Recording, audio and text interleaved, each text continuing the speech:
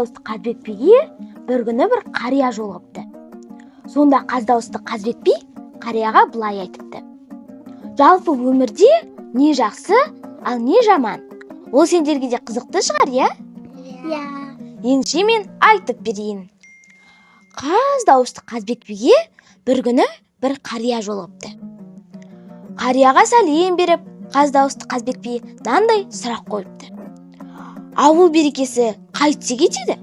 дейді. Сонда қария сәл ойланып, былай дейді: ауыл ақсақалы шала болса, жігіттері алты ауызды ала болса, жас үлкеннен жасы кішісі сен деп сөйлесе, сол ауылдың берекесі кетеді, дейді. Сонда қаз дауысты Қазбек би тұрып: уа қария, ал үй берекесі қайтсе кетеді, дейді.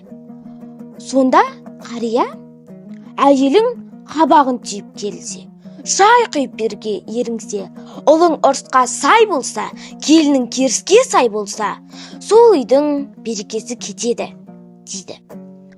Сонда ал не жаман? дейді.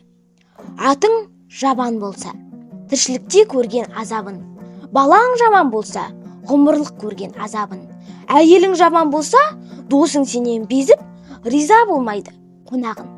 Ал не жақсы?